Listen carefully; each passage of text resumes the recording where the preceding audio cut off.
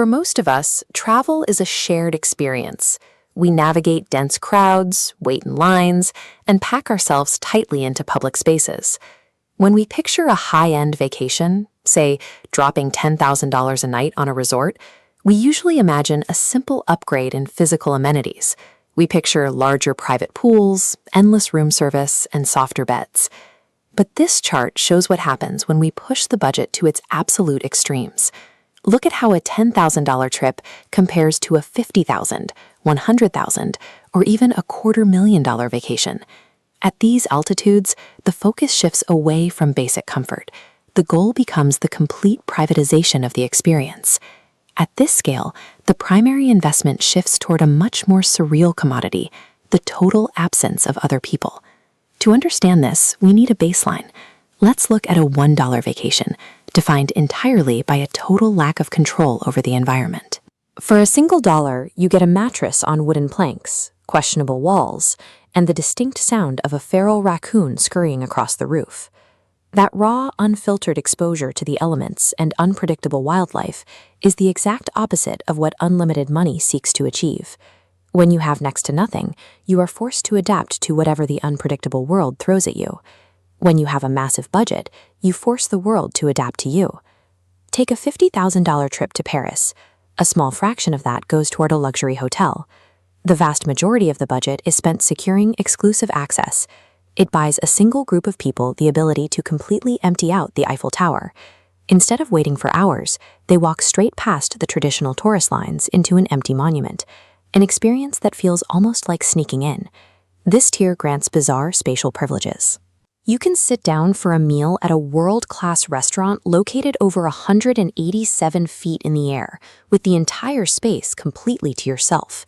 But the ultimate display of this power comes at the very top. For this price, they were handed direct control over the tower's light show, treating it like a disco show, and even plunging the iconic structure into pitch black for millions of Parisians watching below. 50 grand acts as a literal filter. It takes one of the most congested public monuments on the planet and hollows it out into a completely private playground. When the budget doubles to $100,000 for a trip to Switzerland, the purchase shifts toward the physical architecture of safety. This is a level of travel known as presidential insulation. At this price point, you are staying in the exact same penthouse suites, utilizing the exact same security protocols chosen by global leaders like Bill Clinton. You are paying for heavy engineering.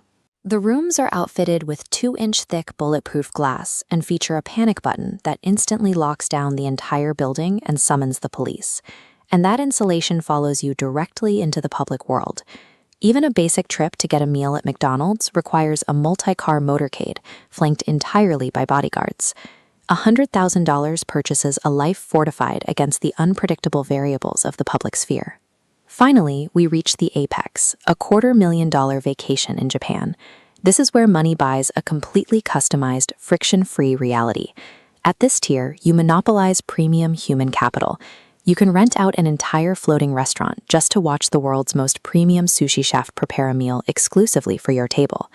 You can afford to buy out massive spaces of public entertainment. An intricate, sprawling digital art museum that would normally be packed shoulder to shoulder becomes entirely empty, yours to explore in total silence. The ultimate evidence of this power is renting out the entirety of Fuji-Q Highland Amusement Park. You can ride the world's steepest roller coasters alongside YouTube's biggest star, PewDiePie, without waiting in a single line. $250,000 functions as a reality warping tool. It allows individuals to drop themselves into the most hyper-dense cultural hubs on the planet and experience them in absolute isolation. Which brings us back to our initial question. The true currency of extreme wealth is not luxury goods. We assume they are chasing a higher thread count or a better bottle of champagne. The reality is they are paying for absolute control, impenetrable safety, and vast spatial isolation. Look at this visualization of a digital private server. This perfectly illustrates how the ultra-wealthy interact with the physical world.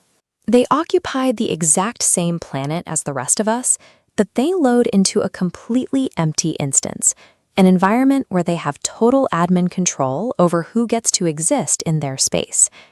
As the budget scales toward infinity, the most expensive commodity on Earth becomes the total absence of everyone else.